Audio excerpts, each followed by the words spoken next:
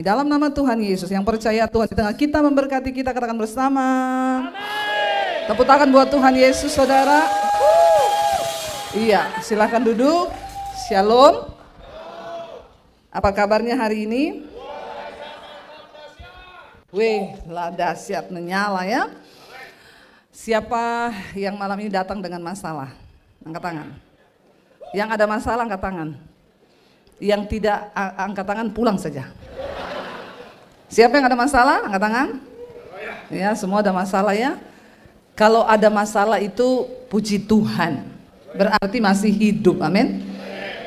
Bilang kanan kirimu, ada masalah, puji Tuhan, berarti kau masih hidup. Karena kalau sudah tidak ada masalah berarti sudah mati ya. Selama kita hidup pasti ada. Yang penting jangan cari. Ya, jangan saudara ya. Iya, kita percaya bahwa di hidup ini kita akan mengalami yang namanya masalah demi masalah demi masalah. Saudara, ya kadang-kadang masalah itu datang belum selesai, sudah datang lagi lain. Dan kita nggak pernah undang masalah kan? Saudara pernah nggak undang masalah datang? Enggak kan? Bahkan kalau lagi ada masalah, dulu saya kalau ada masalah, saudara saya mikir gitu ya. Kadang sampai malam tuh nggak bisa tidur. Suami saya tuh suka ngomong begini, "Say, nggak usah kau pikir itu masalah." Ya, dia bilang, ya taruh aja masalahmu itu. Kalau orang Jawa bilang, ya selehno masalahmu itu, seleh ke pikiranmu itu seleh ke. Letakkan pikiranmu. Saya suka bilang begini, ya saya juga mau meletakkan pikiran saya ini. Kalau bisa disimpan di lemari deh, ya enggak? Ya. Katanya nggak usah dibawa pikiran. Kita nggak mau bawa pikiran, tapi kita nggak bawa pun dia ikut, ya enggak? Ya. Nah di sini kita perlu, saudara, saya tidak tahu hari ini apa yang sedang saudara alami. Mungkin ada yang sedang sakit, ada yang sedang mengalami masalah keuangan, ada yang sedang mengalami masalah keluarga. Ya, tapi porsi kita itu dalam setiap masalah itu kan pasti beda-beda toh. Dan saya percaya Tuhan itu ya memang suka membentuk kita. Kalau kita sudah lulus dalam masalah keuangan, belum lulus dalam masalah kepahitan, mengampuni, nanti dikasih ujiannya. Karena hidup ini adalah ujian, saudara. Ya, makanya hidup ini banyak masalah. Karena memang hidup ini ujian. Kalau banyak cucian itu laundry. Ya toh? Jadi karena memang ujian ya banyak soalnya, banyak masalahnya. Di sekolah kita belajar, ujian semua mata pelajaran harus ada ujian dapat nilai. Kalau hari ini kita lulus mengampuni, ya puji Tuhan kita sudah lulus, berarti kita disakiti orang gak sakit lagi. Kalau kita belum lulus dalam hal keuangan, kita akan diizinkan mengalami masalah keuangan. Kalau kita sudah lulus masalah keuangan, tapi belum lulus nih dalam hal mengucap syukur, nanti diizinkan lagi. Nanti kalau belum lulus dalam hal sakit penyakit, diizinkan lagi sama Tuhan. Makanya semakin banyak masalahmu, harusnya kita nih semakin bersyukur. Berarti nih ujiannya mulai kita bisa kerjakan nih, dan saya harus lulus dengan nilai yang terbaik. Karena kalau nilainya belum baik, ngulang lagi kita. Ya. Kalau sekolah sekarang itu sudah nggak ngulang sih, mau baik atau tidak, pokoknya tetap tamat. Tapi nggak lulus, cuma tamat aja. Ya. Nah kita kan nggak mau saudara kita ini tamat tapi nilainya jelek. Tuhan itu mau kita ini punya nilai yang baik dalam kehidupan, amin. Supaya nanti kita ini punya banyak pengalaman pribadi dengan Tuhan.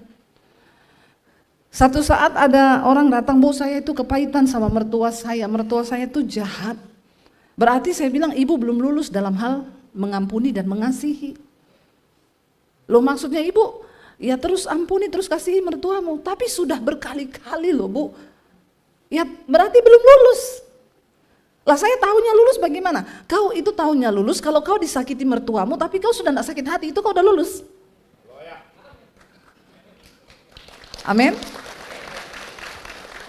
Ya, yang tepuk tangan ini berarti mertua-mertuanya galak ini ya. Berarti banyak ini ya. Mertua adalah maut. Bukan ipar adalah maut ya. Ada film toh.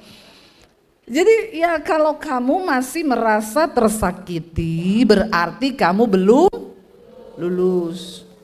Lalu lulusnya kapan, Bu? Waktu kamu dijahatin, tapi kamu sudah tidak merasa sakit hati. Malah kamu dijahatin mertuamu, kamu kirim dia sate babi. Ya, jadi saudara, itu baru kau lulus benar. Ya, waktu kau dijahatin sama mertuamu, menantumu, iparmu, lalu mampir di toko duren, anterin dia duren. Yesus berkata, jangan kalah dengan kejahatan, tapi kalahkan kejahatan dengan kebaikan. Berkatilah, jangan mengutuk. Ya, kalau ada orang berbuat jahat sama kamu, doakan dan mintalah berkat bagi orang itu. Itu baru kamu lulus. Dan Tuhan bilang, siapa yang mau menjahati kamu terus kalau kamu terus balas dengan baik? Lama-lama dia juga bosen. Karena yang ada di balik manusia itu, yang mencobai kita itu sebenarnya setan. Ya, bukan orang itu, saudara. Nah, masalah demi masalah Tuhan izinkan terjadi itu supaya iman kita ini terlatih. Ya, tapi banyak orang nggak mau, saudara, yang mengalami yang namanya masalah. Banyak orang mau lari, banyak cari jalan pintas. Hidup ini disyukuri saja, dijalani saja. Karena hidup ini adalah sebuah perjalanan, ya. Kalau kau lari berarti hidup adalah pelarian. Capek lari-lari, saudara.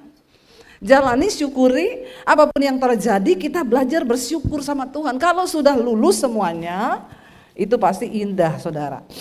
Nah, Yesus itu dalam pelayanannya ketemu orang-orang masalah terus. Satu kali ada satu kisah, ya, di Lukas 18, Yesus ya berjalan dan dia mengusir roh jahat, ya, di seberang Galilea ketika dia ketemu seorang yang kerasukan roh jahat. Ya, dan orang itu sudah nggak pakai baju, ya. Jadi orang itu kalau kerasukan roh jahat sampai telanjang, saudara, sudah nggak tahu, ya. Nah, itu sudah karena yang menempati dirinya itu sudah bukan dia lagi, tapi setan yang mengambil alih. Ya, jangan berpikir kerasukan itu orang yang sudah telanjang di jalan tuh kerasukan. Banyak orang Kristen tuh hari Minggu masih duduk di gereja tapi ternyata sudah kerasukan juga. Lihat kanan kirimu ada nggak? Ya, kalau kau tidak mampu mengampuni, kau sudah dirasuk setan loh itu. Karena bukan Tuhan lagi yang mengambil alih hidupmu, tapi setan. Pokoknya orang dirasuk setan itu tandanya apa? Dia melakukan bukan kehendak Tuhan, tapi kehendak setan. Jadi kita nggak usah muluk-muluk, setan itu kayak apa ya? Oh, setan itu ya kerasukan itu gini, dia manifest. Enggak. Kau nggak mengampuni itu kau sudah kerasukan. Tapi masih level tahap awal. Ya, kalau kau teruskan, ya bisa begitu nanti. Dan saya mau tanya, di gereja itu ada setan enggak? Kok kompak jawabannya? Pengalaman pribadi ya? Kok semua langsung tahu ngomong ada. Kenapa tahu di gereja ada setan? Kenapa? Bisa bilang di gereja ada setan tuh kenapa? Saudara kompak semua ada gitu. Kenapa bisa bilang itu? Ada yang bisa kasih alasan? Coba angkat tangan. Nanti dapat sepeda di luar.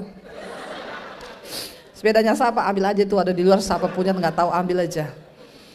Kenapa saudara langsung bilang ada setan di gereja? Banyak setan nggak? Banyak ya. Ngeri orang Kristen ini ya. Ternyata di gereja banyak setan. Lagunya ada setan. Saudara, ya itu yang saya bilang, banyak orang itu belum kerasukan kayak orang kerasukan setan ini. Kalau kita baca Lukas 8 ayat 26, Yesus mengusir roh jahat dari orang Gerasa, ya. Lukas pasal 8 ayat yang ke-26. Dikatakan di sana demikian, lalu mendaratlah Yesus dan murid-muridnya di tanah orang Gerasa yang terletak di seberang Galilea.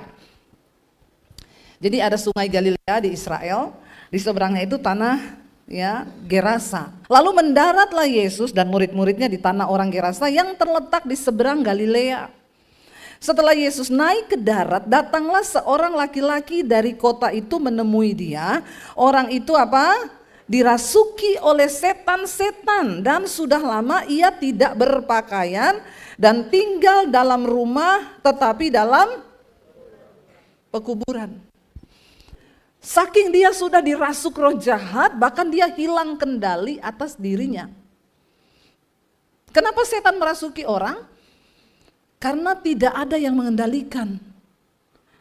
Perlu kita ini hidup dikendalikan oleh firman Tuhan, supaya setan gak bisa ambil alih, karena yang mengendalikan kita tuh Tuhan. Kalau saudara kosong, nah setan suka itu, masuk ke tempat-tempat yang kosong. Dia lihat nih orang kosong nih. Ya, imannya kosong. Orang itu kalau hidupnya kosong, hatinya kosong, imannya kosong, saldonya kosong. Wah, itu jadi sasaran setan. Orang kalau saldo kosong kan stres tuh. Iya Pak ya? Ampuni mereka Tuhan. Ternyata imannya di saldo. Itu pemahaman manusia pada umumnya di luar sana. Kenapa setan bisa ambil alih orang? Karena kosong. Dan orang ini dikatakan dia itu dikuasai bukan satu setan, oleh setan. Dan kenapa orang bisa dikuasai setan? Ya karena dia satu frekuensi dengan, berarti temennya, lihat kanan kirimu, ada setan enggak? Ada setan. Ya, ada setan saudara. Nah, ini penyebabnya tadi saudara bilang di gereja banyak setan. Karena ternyata banyak orang ngaku Kristen, tapi hidupnya dikuasai. Makanya jadi temennya, lagunya ada setan. Loh bener, istri bisa jadi setan di rumah. Suami bisa jadi. Ini khotbahnya sore ini adalah temanya setan. Nggak apa-apa, kita bahas aja tentang setan, kita vulgar tentang setan sore ini. Saya baru dapat ayat ini waktu duduk di kursi tadi situ loh. Ya, saya nggak persiapan ayat ini. Saya duduk di situ, Tuhan sampein apa ya? Saya buka-buka ini, yang ini. Saya belum khotbahkan ini Tuhan. Ya nanti aku yang berbicara, kamu ngomong aja. Jadi saya juga nggak tahu apa yang mau saya sampaikan di sini tadi. Ya saya baca aja. Bahkan waktu berdiri di mimbar ini saya masih ngotot mau nyampein yang lain. Tapi Tuhan mengalirkannya tetap ke sini. Ya, supaya kita bertobat, supaya hidup kita nih dibaharui. Jadi yang orang ini sudah dikuasai, dirasuki setan, hidupnya diambil alih. Sampai setan suruh dia buka baju, dia lari-lari telanjang, udah gila orang ini. Dia sudah tidak bisa pegang kendali atas hidupnya. Kenapa orang dirasuk setan? Karena imannya kosong, hidupnya kosong, hatinya kosong, pikirannya kosong. Loh iya saudara, orang kalau imannya kosong, pikirannya kosong. Kalau kau isi dengan firman Tuhan, maka firman yang mengendalikan hidupmu, firman mengendalikan pikiranmu, setan gak bisa ambil alih karena dia ada pemiliknya. Nah saya juga mau kasih tahu nih, banyak pendoa-pendoa di gereja itu kadang aneh-aneh juga. Ya saya banyak temui, satu kali ada ibu-ibu satu mobil sama saya, dia jemput saya waktu saya pelayanan di kotanya. Kita lewat di satu gapura, pas keluar dari bandara, dia bilang, Bu Debbie, kita dulu doa peperangan di sini. Saya bilang kenapa? Gapura ini tempat tinggalnya setan. Terus kita perangi, kita usir setannya. Jangan ibu, kalau kau usir itu setan di gapura, nanti dia pindah ke rumahmu. Repot lagi. Dia tidak ada rumah, dia cari rumah. Sudah benar dia tinggal di gapura itu. Kadang orang Kristen tuh aneh saudara. Setan dalam dirinya dia tidak usir. Setan di gapura dia pergi usir. Setan di pohon dia pergi usir. Tidak ada di Alkitab Yesus suruh usir setan di pohon, di hutan, di gapura. Itu memang tempat tinggalnya. Jadi jangan kau ganggu, nanti dia pindah ke rumahmu. Kalau dia pindah ke rumahmu repot lagi kau. Setan di gapura diusir, setan di jembatan diusir. Yang harus diusir setan yang dalam dirinya orang. Karena tubuh manusia itu baik, harusnya Tuhan yang tinggal bukan setan. Kalau setan tinggal di pohon, memang itu tempat tinggalnya, jangan kau usir. Nanti bingung dia cari kos di mana. Kalau nggak ada tempat kos dia pindah ke rumahmu loh. Dia bilang ini orang macam-macam cari gara-gara dengan saya kau. Di ayat ini dikatakan Lalu seorang laki-laki dari kota itu menemui Yesus. Orang gila ini datang menemui Yesus. Orang itu dirasuki oleh setan-setan dan sudah lama dia tidak berpakaian, dia telanjang dan dia tidak tinggal dalam rumah tetapi di dalam kuburan. Ya karena sudah setan semua, ya makanya dia tinggalnya di kuburan. Setan bawa dia tidur nyaman dia di kuburan. Kalau orang normal tidur di kuburan nyaman? Ya kagak lah. Tapi karena setan dalam badannya, ya dia pergi tinggal di kuburan. Karena memang kuburan itu identik dengan Bapak pernah lihat setan di kuburan, Pak? Ya. Jangan sampai juga kau punya pemahaman nanti akhirnya kau jadi takut sendiri. Lama-lama setan lebih rohani dari kau.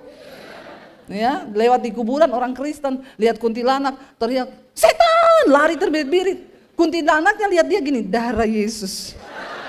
Jadi lebih rohani siapa?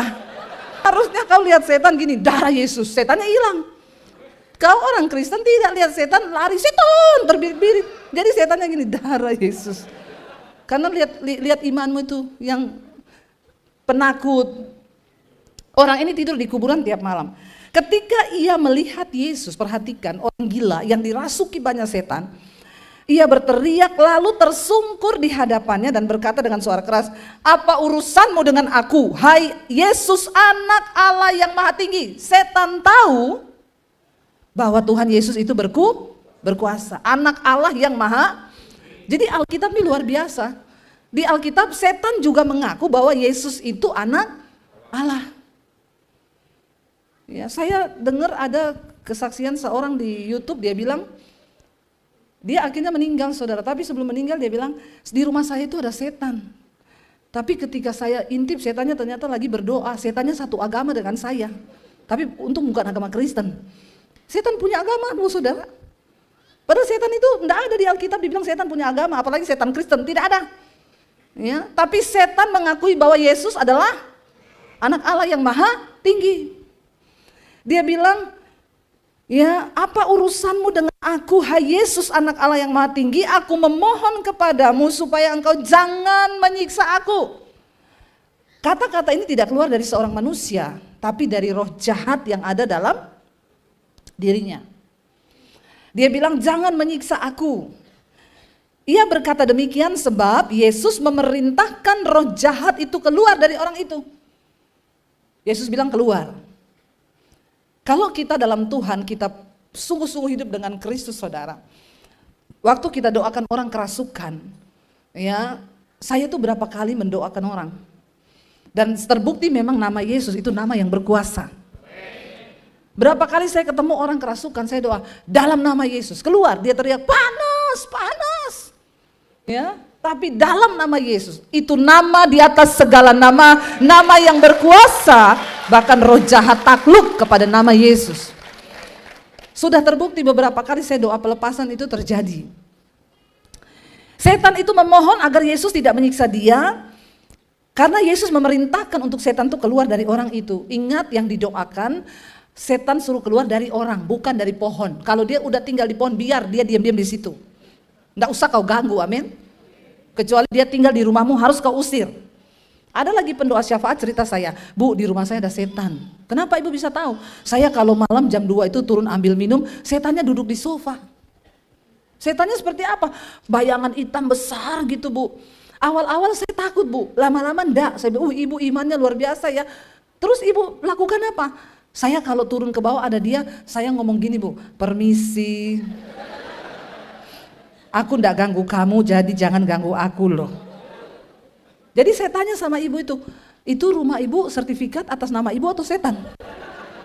Kenapa ibu yang permisi sama setannya? Kalau ada setan di rumah mau usir, amin. Jangan biarkan dia tinggal, apalagi permisi. Lama-lama setan balik nama loh sertifikatmu. Kau yang jadi tamu, dia jadi tuan rumah. Ya orang Kristen ini banyak yang aneh-aneh. Dikatakan ia berkata demikian sebab Yesus memerintahkan roh jahat itu keluar dari orang itu karena sering roh itu menyeret-nyeret dia. Maka untuk menjaganya ia dirantai, dibelenggu, tetapi ia memutuskan segala pengikat itu dan ia dihalau oleh setan itu ke tempat-tempat sunyi. Sudah dirantai. dibelenggu, dia putuskan. Memang orang kalau dirasuk setan tuh itu tenaganya itu luar biasa saudara. Ya, sampai ditahan berapa orang itu tetap kuat. Ya, saya berapa kali doakan pelepasan orang. Yang pertama pokoknya jangan takut hadapi setan. Ya, tapi setan juga tahu kok. Setan itu tahu loh iman kita tuh kadarnya seberapa. Karena setan itu bisa lihat kita, tapi kita nggak bisa lihat setan.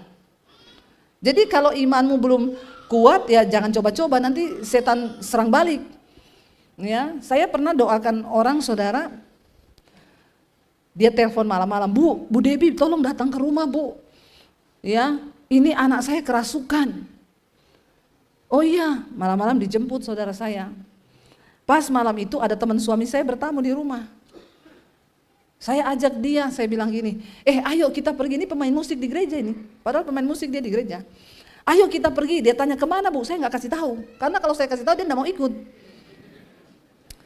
Ayo kita pergi, kemana? Ada doakan orang, oh iya ikut saudara. Ya kami pergi. Sudah mau dekat perumahannya, suaminya yang jemput saya ini, suami saya sama teman suami saya ini, ditelepon. Pak cepet, kata istrinya, cepet Pak cepet, kenapa? Ini dia kerasukan lagi, kita semua mengurung diri. Oh pembantunya yang kerasukan. Aku, anak-anak semua sudah mengurung diri di kamar. Dia ketok-ketok pintu dari luar, buka. Mereka semua ketakutan. Terus saya bilang, oh iya bilang sebentar lagi kita sampai. Iya mah sebentar lagi kita sampai. Pokoknya jangan takut. Masuklah kita saudara. Temannya suami saya tanya begini, ini apa toh? Saya bilang ada orang kerasukan. Waduh. Kenapa kau takut sama orang kerasukan? Ya, kecuali kau temannya setan. Nggak usah takut, kalau imanmu benar ayo masuk. Dia nggak mau masuk. Saya bilang itu setan bisa menembusi mobil. Kalau kami tinggal di dalam mobil, kau juga bisa kerasukan di sini. Jadi lebih baik ikut saja. Dia nggak ada pilihan, dia takut juga di mobil. Ya, jadi jangan penakut. Kalau kau penakut tuh jadi temannya setan. Akhirnya kita masuk, waktu masuk bapaknya bilang, ibu duluan ya. Ini yang punya rumah ini, karena saya juga takut Bu. Ya udah ayo Pak buka pintunya, buka, saya masuk, langsung itu pembantunya saya lihat.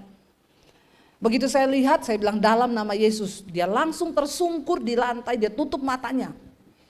Dia nggak berani lihat saya saudara. Padahal saya ini bukan Tuhan Yesus, tapi saya membawa kuasa dalam nama Yesus. Dia langsung tersungkur. Dia tutup matanya, bapaknya udah ketakutan, gak usah takut Pak. Saya deketi dia, saya angkat mukanya. Mbak lihat saya, tatap mata saya.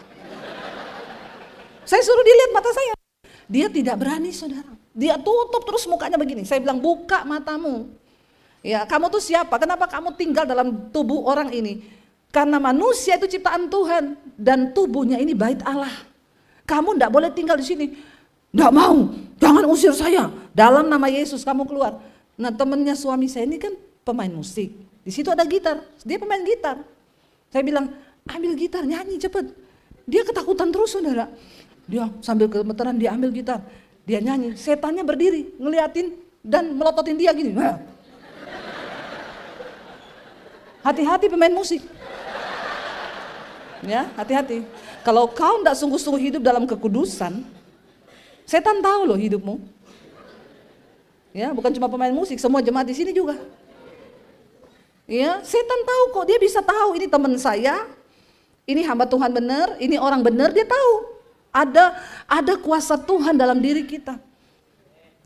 Karena setannya melototin dia, ya dia tambah takut. Saya bilang makanya kamu jangan takut. Saat ini juga bertobat kau, baharui hidupmu. Ya, karena nanti setannya takutnya, saya dulu pernah doa peperangan saudara, ada WL di gereja. Memang WL-nya itu agak-agak presto tulang lunak. Cowok, tapi agak tulang lunak. Di sini enggak ada tulang lunak kan? Ya, kelamaan di presto. Jadi tulang lunak padahal cowok. Shalom saudara. Haleluya. Orang mungkin tidak kau pikir tidak tahu, tapi setan tuh tahu. Karena setan lihat hidupmu, tapi kau enggak bisa lihat setan. Jadi waktu kita lagi doa perperangan, dia sok gaya-gaya datang.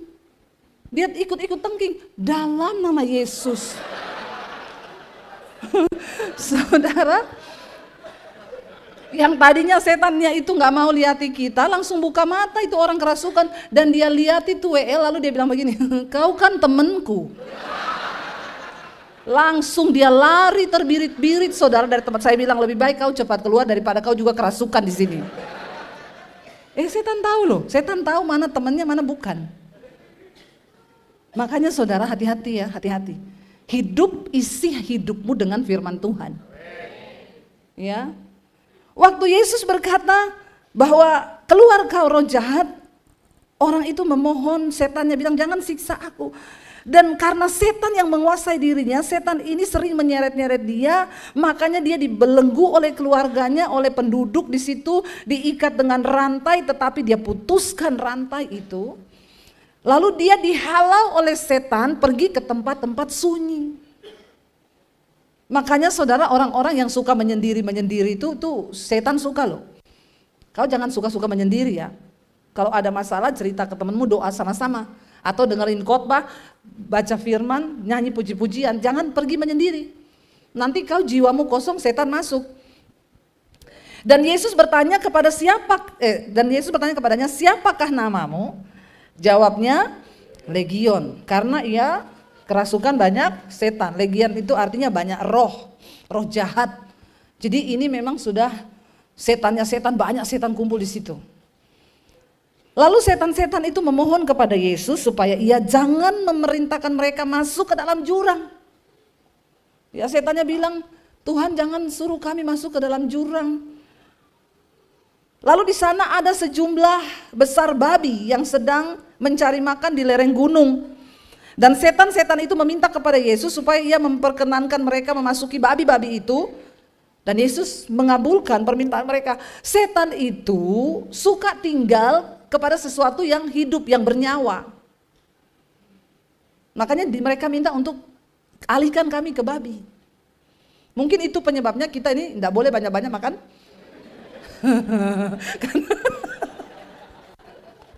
Karena kadang orang kalau sudah makan babi kesetanan juga.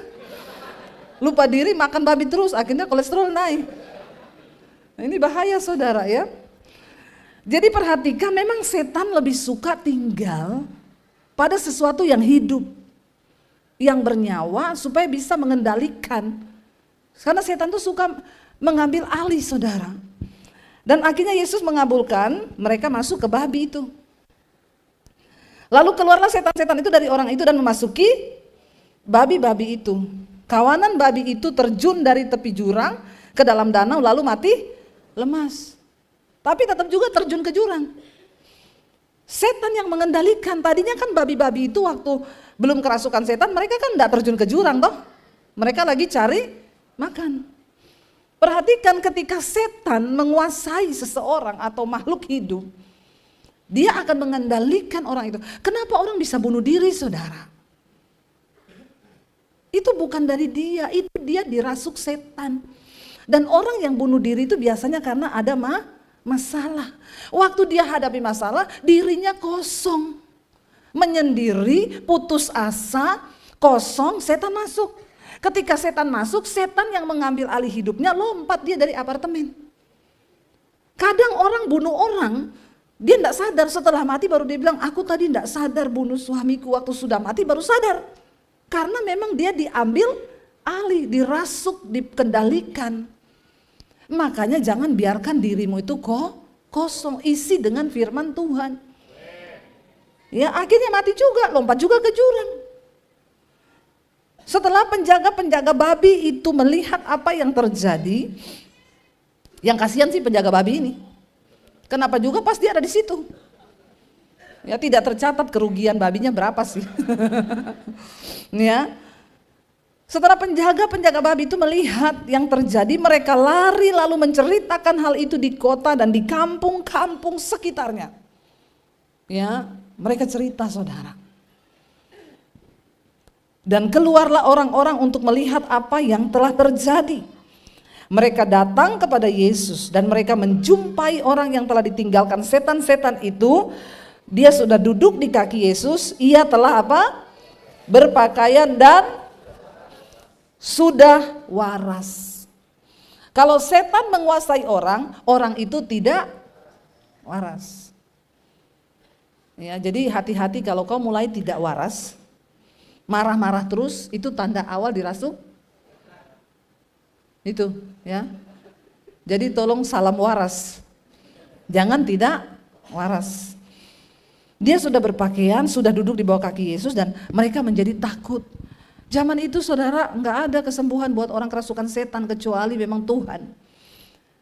Kita masukin orang ke rumah sakit jiwa, itu dia cuma disuntik saraf, dilemahkan supaya nggak ngamuk. Tapi kalau kuasa Yesus yang memerdekakan, itu dia disembuhkan sampai ke jiwanya. Saya pernah saudara melayani orang yang dirasuk setan.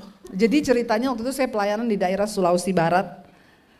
Lalu setelah ibadah, ada orang yang datang sama saya, anak muda.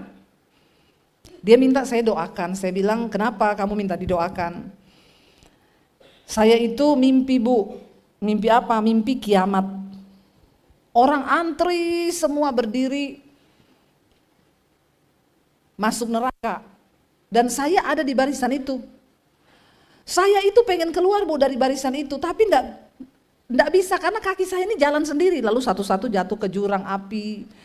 Dia semakin mendekat saudara. Tapi dia teriak, Tuhan tolong aku, kasih aku kesempatan untuk bertobat. Tiba-tiba katanya ada tangan yang besar yang tarik dia dari barisan itu. Lalu Tuhan bilang, aku kasih kau kesempatan 1 kali lagi untuk bertobat. Saya bilang, emang kamu dosa apa? Jadi dia cerita, saya ini bu dari kecil saya sudah punya keahlian tenaga dalam. Sampai saya SMP saya sudah jadi pelatih tenaga dalam, orang mau cari-cari ilmu hitam. Sampai saya SMA saya jadi pengedar narkoba. Saya lakukan semua dosa. Saya tanya, kenapa kamu bisa begitu? Jadi ada ceritanya, mamanya bilang, waktu mamanya hamil anak ini, dia baru umur berapa minggu gitu, mamanya itu mimpi. Tiba-tiba kamarnya terbuka, lalu ada kereta turun, lalu turun sekelompok orang, itu kepalanya botak, tapi ada tanda segitiga hitam di belakang kepala. Dan ada satu orang laki-laki yang turun dari kereta itu dan dia bilang, saya akan jadikan kamu pengantin saya. Kamu akan mengandung anak saya. Lalu dalam mimpinya itu dia disetubuhi dan orang itu bilang, anak yang kamu kandung itu anak saya. Dia tanya, nama kamu siapa? Orang itu bilang, aku Lucifer. Mamanya itu bilang, itu antara sadar dan tidak, tapi dia kaget ketika bangun itu ada tanda segitiga hitam di perutnya. Lalu dia coba periksa ke dokter, dokter bilang, biasalah bu orang hamil muncul tanda begitu, itu biasa bawaan hamil. Tapi dia bilang enggak wajar gitu, sampai akhirnya anak itu lahir 9 bulan, dia kaget waktu bayi itu lahir botak dan di belakang kepalanya ada tanda segitiga hitam. Ini benar-benar terjadi loh saudara. Lalu ketika saya ketemu, mamanya bilang, anak ini bu dari kecil enggak suka dengar lagu rohani. Kalau saya putar di rumah dia ngamuk, dia banting radio, dia banting apa-apa. Dari kecil anak ini pemberontak, marah, emosi, sampai SMP mamanya sudah angkat tangan. Tapi kemudian Tuhan pilih dia 2 kali mimpi mau dimasukin ke neraka. Dan itu yang menyebabkan dia akhirnya pengen cari gereja. Waktu dia dengar ada KKR, saya khotbah di sana, dia datang saudara, dia lagi ibadah kerasukan. Dia bilang, saya nggak tahan bu kalau dengar lagu rohani. Ya panas rasanya badan saya karena roh jahat itu memang nggak suka dengar lagu-lagu rohani. Ya, makanya lebih baik banyak nyanyi lagu-lagu rohani. Tadi dibilang boleh nggak nyanyi lagu duniawi? Ya selama kata-katanya itu membangun dan saudara memang tujukan itu untuk Tuhan, ya kembali ke hati nurani. Tapi kalau lagu-lagunya ya menyesatkan, enggak usah dinyanyikan. Ya, aku sakit hati. Ngapain kau nyanyikan lagu begitu? Ya setan bilang, oh memang kau sakit hati. Ya, sakit hati terus kau. Ya jangan nyanyi lagu yang, mending nyanyi lagu rohani saudara. Ya, mending nyanyi lagu yang membangun iman, ya. Mending nyanyi lagu yang menambah iman kepada Tuhan. Anak ini bertumbuh jadi nakal, jadi liar, tapi hari itu dia ke gereja karena dia nggak tahan dengan mimpi yang dia dapatkan 2 kali dia masuk neraka. Akhirnya saya bilang, ya udah kita doakan yuk. Doa, habis itu dia kelepasan, hari itu dia selesai, dia rasa sudah selesai kerasukannya. Dan mamanya bilang nanti kalau dia lulus SMA Bu, dia mau masuk sekolah Alkitab. Waktu itu saya masih sekolah misi di Makassar, saudara. Saya jadi kepala asrama di sana. Dan mamanya itu kirim dia ke sekolah misi itu setelah saya SMA. Lalu di sekolah misi dia kerasukan. Ternyata belum beres. Nah kalau kerasukan, orang kan waktu itu jadi mamanya bilang, Bu dia masih kerasukan terus, saya mau masukin dia ke rumah sakit jiwa. Saya bilang jangan Bu, kalau masukin rumah sakit jiwa, dia kerasukan disuntik, sarafnya dilemahkan. Tapi setannya masih ada. Ya udah Ibu kirim aja dia ke sini, dikirim saudara dari Sulawesi Barat, dikirim ke Makassar. Lalu sebelum dia masuk sekolah misi, ya saya layani dia, saya tidur sama dia. Dia tidur di kamar saya. Nanti tengah malam, dia bangun. Dia masuk dalam bak mandi. Saya bilang, kenapa kamu? Panas. Waduh, ya yaudah saya doakan lagi. Tidur lagi. Nanti besok malam jam 12, kerasukan lagi, dia bilang gitu. Dia bilang gini, teman-temanku ada di luar jendela. Kenapa? Temanku suruh saya bunuh kau. Karena katanya kau itu penghalang. Saya bilang kau enggak bisa bunuh saya karena kuasa yang dalamku lebih besar. Saudara tahu dia rambut panjang, kalau udah kerasukan dia ludah, saudara semua rambut ini penuh ludah. Lama-lama saya enggak tahan juga, saya itu sudah stres, saya bilang sama pendeta saya, Pak kirim pulang aja dia Pak, saya udah angkat tangan nih Pak, enggak tahu ini setan jenis apa. Karena saya juga sudah bagus saya enggak kerasukan Pak, karena aduh ya ternyata memang ya dipanggilin dosen pengajar di sekolah Alkitab kami yang bagian pelepasan. Dibacain ayat dalam nama Yesus, di dalam Lukas pasal 8 dia hafal ayat 14 toh. Bunyinya ini kan, tahu loh setan itu. Jadi kalau saudara nggak hafal Alkitab, setan lebih pintar dari kau. Karena setan itu hafal Alkitab, tapi bedanya kita sama setan nggak mungkin menjadi pelaku firman Tuhan. Kita harus jadi pelaku firman supaya iman kita dengan setan itu beda. Karena kalau saudara nggak jadi pelaku firman, saudara satu level sama. Lalu saudara, satu kali saya berdoa, Tuhan saya capek juga tiap kali dia kerasukan saya doakan lepas, tapi besok kerasukan lagi. Tuhan tolong kasih saya hikmat Tuhan hadapi orang ini. Saya sampai kurang darah saudara, pucat saya tiap malam bangun dia di atas jam 12 dia kerasukan terus. Ya. Tapi saya ini sudah nggak takut karena saya tahu setan nggak bisa ngapa-ngapain saya juga. Tapi kan kasihan juga ini orang jiwanya begini. Akhirnya saya berdoa, Tuhan tolong kasih saya hikmat Tuhan. Apa yang harus saya lakukan dengan orang ini? Satu saat saya bawalah dia ke salon potong rambut. Urusannya itu karena rambut ini kan dia ludah-ludah. Ya saya bilang saya mau layani dia ini Tuhan cuma satu, belas kasihan. Karena Tuhan Yesus bilang maka tergeraklah hati Yesus karena belas kasihan. Kalau nggak ada belas kasihan, saya suruh pulang dia biar dimasukin rumah sakit jiwa, terserahlah. Daripada lama-lama saya yang sakit jiwa hadapi orang begini. Hari itu saya bawa dia ke salon tempat potong rambut. Saya potong rambutnya pendek kayak saya, supaya tidak dia ludah-ludahi. Nah waktu dipotong pendek kayak saya, segitiga hitam di belakang lehernya itu kelihatan. Malam-malam dia kerasukan. Dasar setan memang bodoh. Dia buka sendiri saudara kuncinya. Malam-malam dia kerasukan, dia bilang, kenapa kau potong rambutku? Saya bilang, kenapa? Biar udah kau enggak usah ludah rambutmu. Kenapa kau kasih lihat tanda itu? Saya langsung merinding. Di situ Roh Kudus kasih tahu saya, ambil minyak urapan, gosok di tanda itu segitiga hitam. Itu tuh pintu masuknya setan. Kan tanda itu yang muncul di perut mamanya waktu dia lahir. Saya bilang, oh ternyata ini Tuhan kasih. Saya ambil minyak urapan saudara. Saya gosok di tanda di belakang kepalanya itu. Dalam nama Tuhan Yesus, aku tutup setiap pintu celah yang terbuka bagi iblis untuk menguasai hidupnya. Dia situ dia teriak, dia kerasukan, panas. Malam itu terjadi kelepasan yang dari Tuhan. Dan setelah malam itu dia benar-benar dimerdekakan Tuhan. Dan ketika dia sudah dilepaskan, saya bilang, karena kamu sudah dilepaskan, kamu gak boleh pulang dulu, kamu masuk sekolah Alkitab sekalian diisi firman.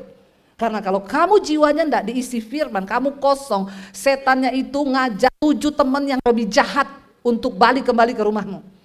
Tuhan bilang karena rumahnya tersapu bersih, tidak ada isi, nggak diisi firman, maka dia ajak 7 roh lebih jahat.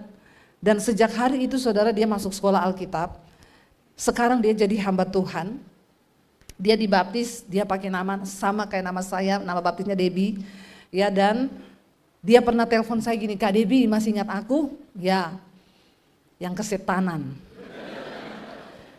Gimana kamu sekarang? Saya puji Tuhan Kak Debbie, sekarang saya dipakai Tuhan. Saya sekarang karunianya doa pelepasan, saya lepaskan dukun-dukun. Wow, luar biasa. Tepuk tangan buat Tuhan. Karena dia pernah mengalami yang seperti itu. Lalu dia tanya, enggak Kak Debbie, saya ini cuma telepon Kak Debbie mau tanya satu hal, kenapa? Saya ini kan kalau doakan dukun-dukun saya diserahin jimat-jimat. Terus boleh nggak saya koleksi itu jimat-jimat? Oh, kau malah undang setan lagi.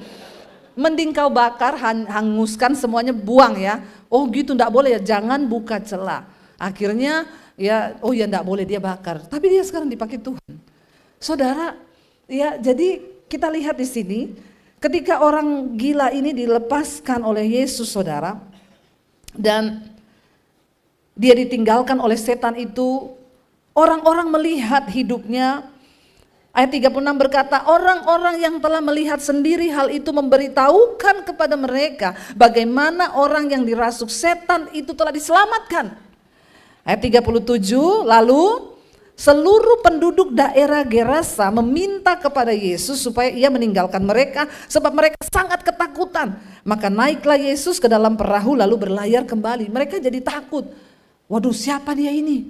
Ya, nanti jangan-jangan kami juga dibinasakan ini. 38, perhatikan ini poinnya saudara. Dan orang yang telah ditinggalkan setan-setan itu dia minta sama Tuhan Yesus, Tuhan perkenankan aku mau menyertai engkau, mau ikut engkau Tuhan. Tapi lihat Yesus menyuruh dia pergi. Satu pesan yang Yesus katakan kepada dia apa? 39, pulanglah ke rumahmu dan ceritakanlah segala sesuatu yang telah diperbuat Allah atasmu. Orang itu pun pergi mengelilingi seluruh kota dan memberitahukan segala apa yang telah diperbuat Yesus atas dirinya. Dia menjadi seorang penginjil yang menceritakan tentang kedahsyatan kuasa Tuhan Yesus. Yang tadinya dia mengalami masalah yang sangat rumit dan berat, gila karena dirasuk oleh setan, bahkan mungkin keluarganya pun sudah angkat tangan menyerah. Dirantai, dipasung, tetap lolos karena setan itu punya kekuatan yang dahsyat atas dia. Tapi kemudian masalah berubah menjadi berkat ketika berjumpa dengan Tuhan Yesus. Setiap masalah yang Tuhan izinkan terjadi dalam hidup kita hari-hari ini, satu tujuannya, supaya engkau mengalami pemulihan dan Tuhan mau engkau pergi untuk memberitakan kebaikan Tuhan itu. Dan engkau menjadi penuai-penuai di akhir zaman. Amin saudara. Untuk kemudian membawa orang lain datang kepada Yesus. Hadapi setiap masalah di hidupmu. Karena Tuhan mau engkau menjadi jawaban. Pengalaman pribadimu dengan Tuhan itu akan memberi kekuatan bagi setiap orang yang mendengarkan tentang kesaksian hidupmu. Apapun yang kita alami dalam hidup kita, percayalah Tuhan turut bekerja untuk mendatangkan kebaikan dalam hidup kita. Jangan pernah batasi Tuhan, tapi mari kita mau percaya bahwa tidak ada satupun yang tidak mungkin bagi Tuhan. Apa yang mustahil bagi manusia, tidak mustahil bagi Tuhan. Dan tidak mustahil bagi orang yang percaya kepada Tuhan. Saudara, Tuhan mau engkau memiliki kuasa yang sama yang ada dalam Kristus Yesus Tuhan. Kalau kita mau jadi orang benar, kita sungguh-sungguh hidup dalam kebenaran firman Tuhan. Pertama, setan gak berani saudara, ya, untuk mengambil alih hidupmu. Tapi mari kita tunduk kepada firman Tuhan. Kalau malam ini ada yang merasa mulai dirasuk-rasuk setan, marah-marah gak jelas apa, mari kita berdoa supaya Tuhan bebaskan kita. Percayalah dalam setiap proses hidup kita, Tuhan itu turut bekerja. Kita bangkit berdiri bersama, kita